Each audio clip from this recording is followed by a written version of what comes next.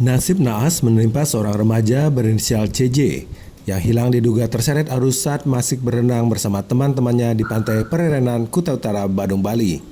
Setelah dilakukan pencarian oleh tim SAR gabungan, korban berusia 17 tahun tersebut akhirnya ditemukan dalam kondisi meninggal dunia setelah keberadaannya terdeteksi drone thermal. Upaya pencarian seorang remaja berinisial CJ yang hilang diduga terseret arus di pantai Pererenan, Kuta Utara, Badung, Bali akhirnya membuahkan hasil berkat teknologi drone thermal yang diterbangkan petugas. Drone berhasil menangkap sinyal dan memantau posisi korban yang terapung-apung di tengah laut. Informasi tersebut langsung diteruskan kepada tim laut yang melakukan pencarian menggunakan perahu karet. Korban akhirnya berhasil dievakuasi pada jarak sekitar 300 meter dari lokasi awal korban terseret arus. Hilang di pantai Pererenan yang terjadi pada Sabtu 11 Juli 2026. Pencarian dilakukan sampai hari ini di tanggal 13 Juli 2026. Korban ataupun target berhasil kita dapat itu dengan jarak 300 meter dari LKM mengarah ke selatan pukul 13.45. Di pukul 15.35 korban dievakuasi dengan menggunakan ambulan BPBD Badung menuju Rumah Sakit Pangosade. Remaja berusia 17 tahun tersebut sebelumnya dilaporkan hanyut saat berenang bersama dua rekannya. Kondisi gelombang laut yang cukup besar membuat ketiganya terseret arus.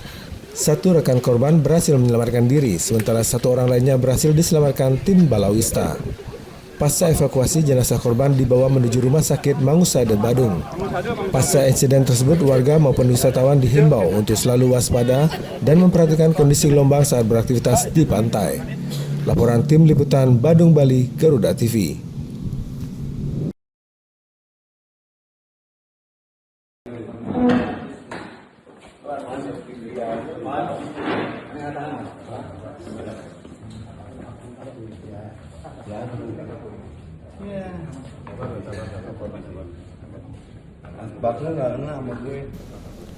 Mengaku wartawan, seorang pria nekat menantang Kapolresta Denpasar di markas Polsek Kuta Badung, Bali.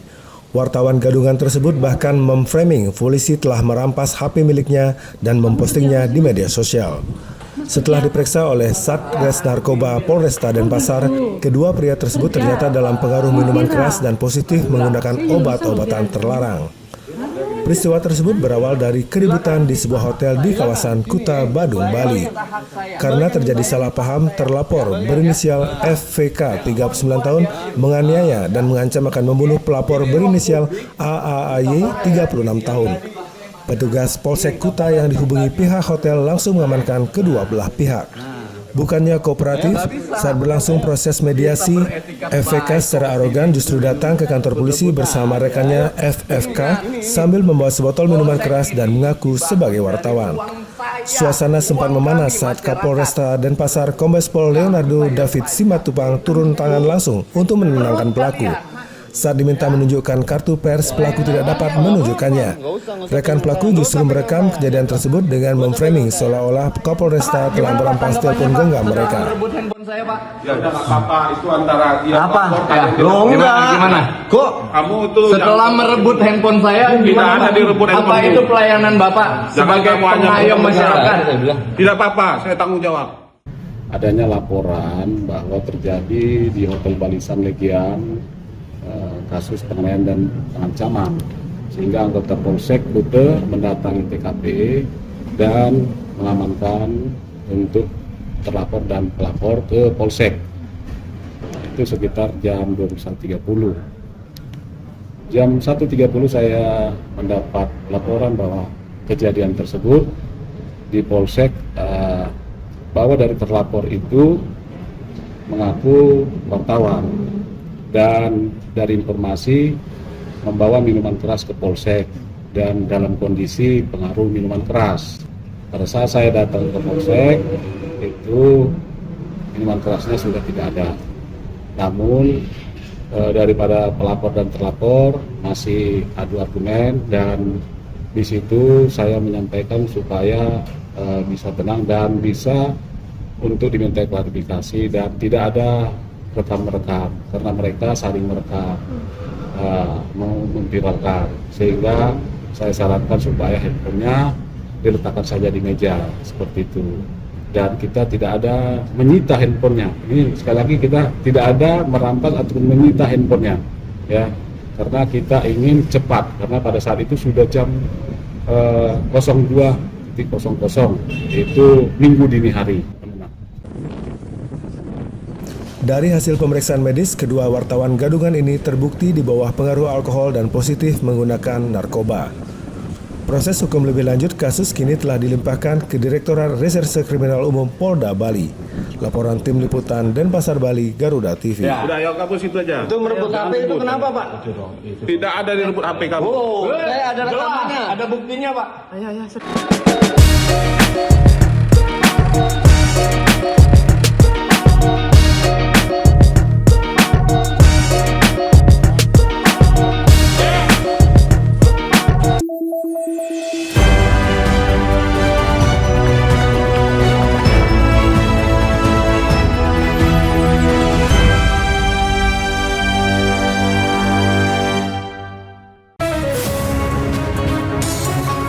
Intip lebih dekat aktivitas Presiden dari agenda kenegaraan, pertemuan strategis, hingga momen-momen penting di balik istana. Bahwa rakyat kita ingin melihat bukti. Sudah terlalu lama saya merasakan, ya. Ikuti setiap langkah dan kebijakan yang menentukan arah bangsa dalam Jendela Istana Akhir Pekan setiap Sabtu dan Minggu pukul 5:30 sore hanya di Garuda TV. Ketika fakta mulai terbuka, semua yang tersembunyi perlahan terlihat. Cerita yang terlupakan kembali terungkap dan kebenaran tak bisa dihindari.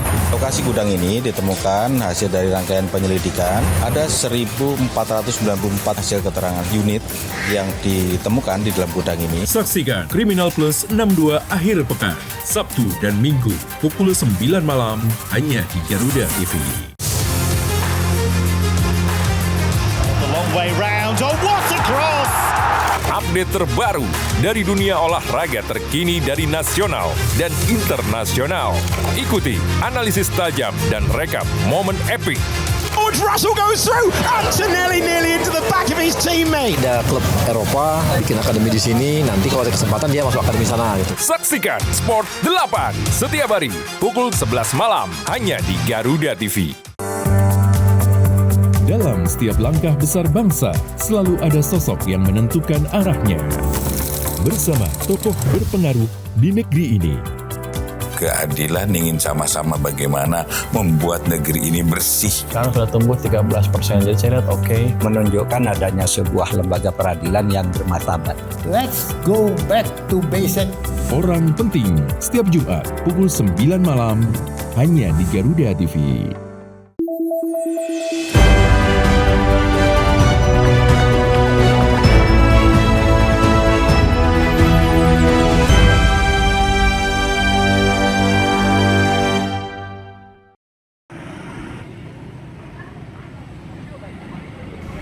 Seorang warga Rusia berinisial AI, 41 tahun, diduga menjadi korban penculikan oleh orang tidak dikenal. Dari laporan yang diterima kepolisian, korban mengaku sempat dianiaya dan dimintai akun kriptonya, hingga akhirnya dibuang oleh pelaku di kawasan Rumah Sakit Udayana, Badung, Bali. Polda Bali kini tengah menyelidiki kasus tersebut. Kabid Humas Polda Bali, Kombes Arya Sandi, menjelaskan berdasarkan keterangan korban mengaku diculik sepulang dari tempat kerjanya di sebuah restoran di kawasan Nusa Dua, Kuta Selatan, Badung.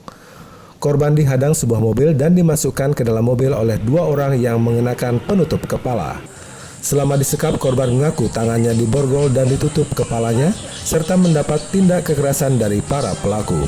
Korban kemudian ditempatkan di sebuah rumah lantai 2 dan ditempatkan di ruangan yang menyerupai sel. Selama disandera, korban mengaku dipukul dan ditendang agar menyerahkan password akun kriptonya. Korban lantas dibuang di kawasan Rumah Sakit Udayana, Jalan Prabu Udayana, Jimbaran, Kuta Selatan, Badung. Kita sudah buat LP ya, tadinya itu kan laporan orang hilang. Setelah kita lidik dan ternyata si korban kembali, ya. Lalu kemudian kita minta keterangan. Selanjutnya tanggal 4 Juli kita buat laporan polisi, ya, dugaan penculikan, penganiayaan dan pencurian dan kekerasan. Jadi hari ini yang diambil paksa adalah password kripto yang bersangkutan. Ya.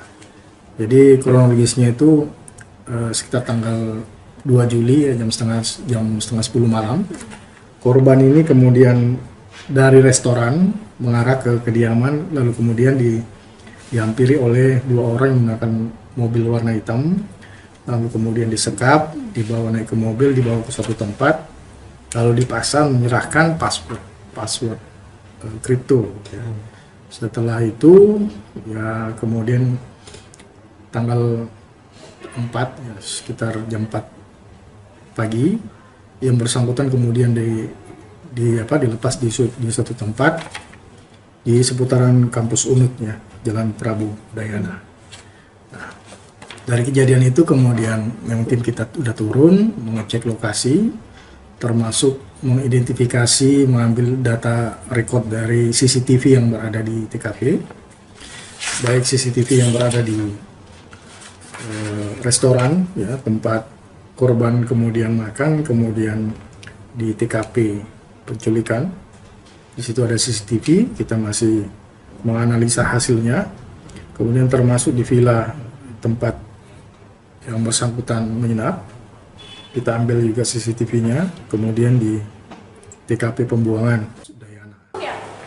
Saat ini pihak kepolisian masih memeriksa sejumlah CCTV TKP serta menganalisa seldam keberadaan ponsel korban saat kejadian. Laporan Tim Liputan Denpasar Bali, Garuda TV.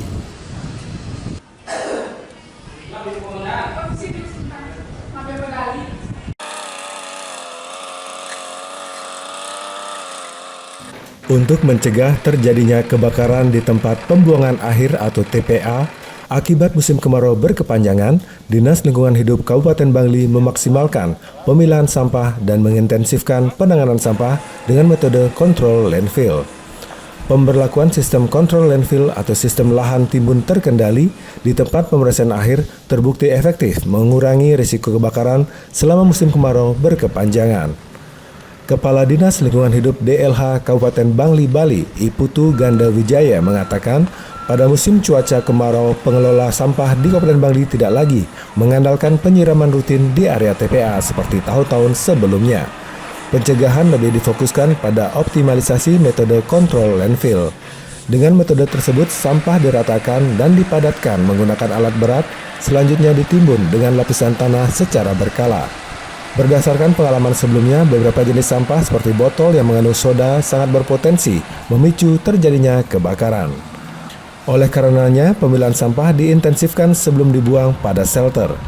Meski sudah dikeluarkan surat edaran Bupati Bangli tertanggal 11 Mei 2026 yang mengatur tentang pemilahan sampah sejak dari sumber, masih banyak sampah rumah tangga yang belum terpilah dengan baik. Hal ini membuat Dinas Lingkungan Hidup tetap menyiagakan petugas untuk melakukan pemilahan untuk memisahkan sampah organik, anorganik, dan residu. Sesuai dengan konsep apa yang menjadi pengelolaan sampah di TPA, bahwa sampah harus dikelola secara kontrol landfill. Jadinya pengurugan sampah di dalam sel itu sangat penting, dan mengantisipasi juga sampah yang ada di luar sel. Jadi pemilahan itulah yang kami laksanakan, dan penanganan daripada kontrol landfill kami optimalkan sehingga jangan terjadi, kita harapkan terjadi kebakaran, atau kita mengantisipasi jangan sampai terjadi kebakaran. Untuk memastikan pengelolaan sampah berjalan sesuai regulasi, seluruh pihak dan masyarakat diharapkan bekerja sama mengelola sampah berbasis sumber. Laporan Tim Liputan Bank di Bali, Garuda TV.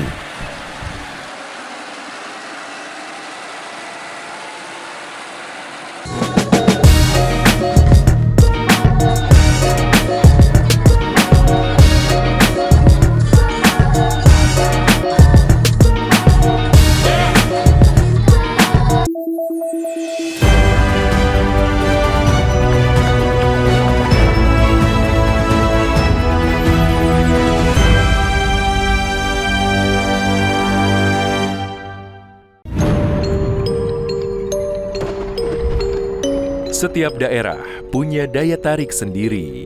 Cerita rakyat yang turun-temurun masih hidup hingga kini. Legenda yang diwariskan hingga misteri yang jarang terungkap. Jika mereka begitu kuat, mengapa hari ini yang tersisa hanyalah reruntuhan? Saksikan Misteri Hidup setiap Sabtu pukul 10 pagi. Hanya di Garuda TV.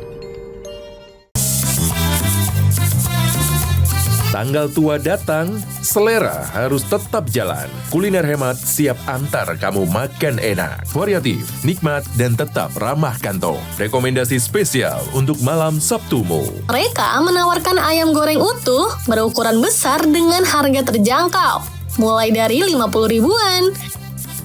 Saksikan Kuliner Tanggal Tua setiap Sabtu pukul 7:30 malam hanya di Garuda TV. Ekonomi Indonesia bergerak dinamis dari masa ke masa. Jadi rupiah 17.300. Tapi yang jadi pertanyaan kan kenapa orang still keep buying dolar? Namun di baliknya, adakah risiko yang tersembunyi? Harga minyak dunia tuh naik turun. Kan di beberapa Forbes misalnya mengatakan bahwa rupiah ini mata uang yang terburuk. Saksikan analisis tajam di F2F setiap hari Minggu pukul 7 malam hanya di Garuda TV. Perkembangan informasi paling aktual. Kecil teriak-teriak kebakaran, saya tengok terusan pintunya. Peristiwa yang terjadi setiap saat disajikan untuk Anda. Lingkungan hidup ini, maka saya yakin dan aparat di Kementerian Lingkungan Hidup akan bisa. Laporan 8 siang setiap hari pukul 12 siang hanya di Garuda TV.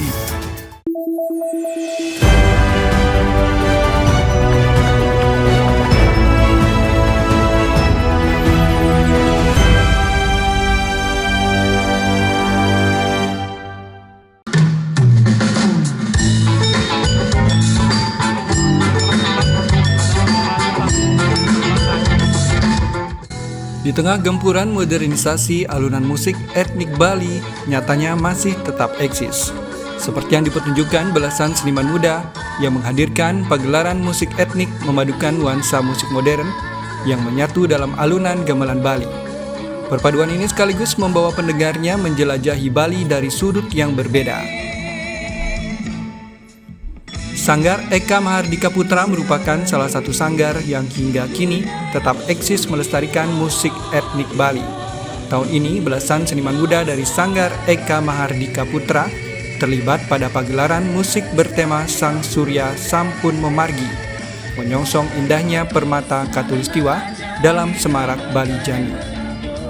10 lagu ditampilkan di hadapan ratusan penonton yang memenuhi Madya Mandala, Taman Budaya Provinsi Bali Denpasar.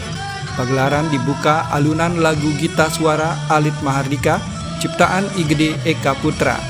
Selanjutnya secara berturut-turut disusul dengan alunan lagu berjudul Sang Surya Sampun Metangi, Damar di Langit, serta Sampah-Sampah Lulu-Lulu yang mengajak seluruh masyarakat ikut menjaga kebersihan serta aktif memilah sampah berbasis sumber.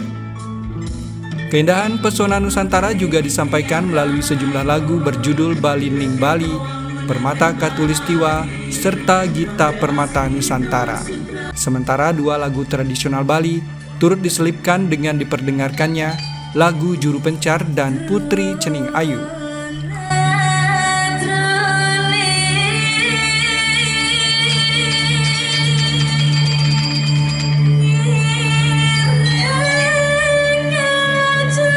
Dengan tetap berakal pada kesenian tradisional, kita garap secara modern.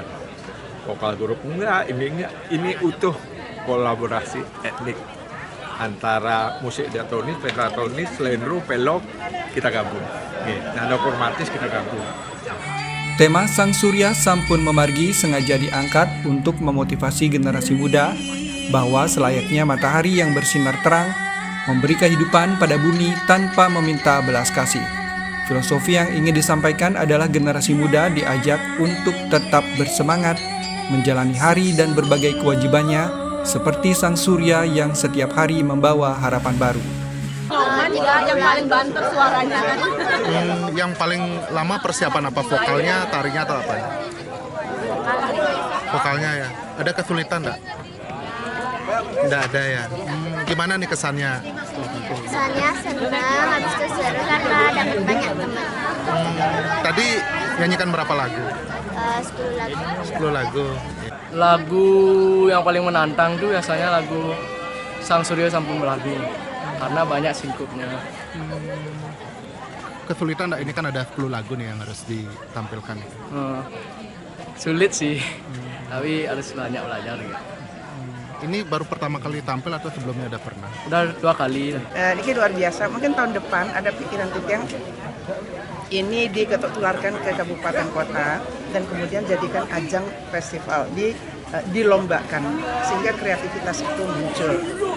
Senang sekali melihat talenta-talenta muda masih terasah dan itulah gunanya pemerintah Provinsi Bali mewadahi talenta-talenta muda kita di tengah gempuran gadget sehingga anak-anak kita tetap beraktivitas. Jadi keilmuannya terasah, talentanya juga terasah. Masih eksisnya musik etnik Bali sekaligus menunjukkan jika produktivitas seniman Bali tetap terjaga. Upaya pemerintah Provinsi Bali yang memberikan panggung para seniman untuk berkreasi juga patut diapresiasi karena sungguh-sungguh menjaga kreativitas karya-karya seni yang berkualitas. Selain menjadi hiburan, pentas musik etnik Bali juga menjadi sarana edukasi yang sangat efektif dalam menyampaikan berbagai program pemerintah. Laporan Tim Liputan Denpasar, Garuda TV. Sang Surya Sampun Memargi menyongsong indahnya permata katulistikan.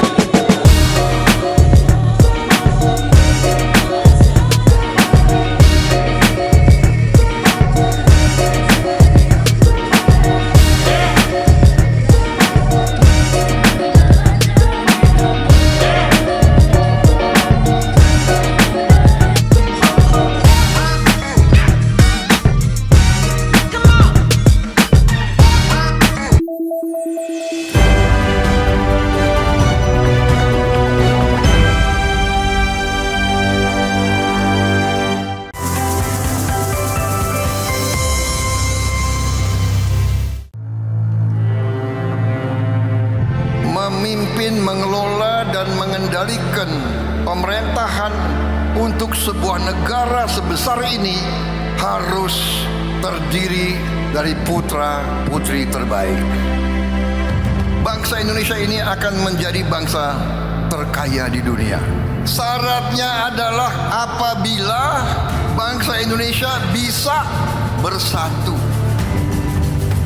Saya ingin selalu mengajak apapun perbedaan kita, kita harus bekerja sama, kita harus kompak, kita harus bahu-membahu. Yang kuat tarik yang lemah berhimpun kerjasama. Saya ingin cari persatuan daripada perpecahan.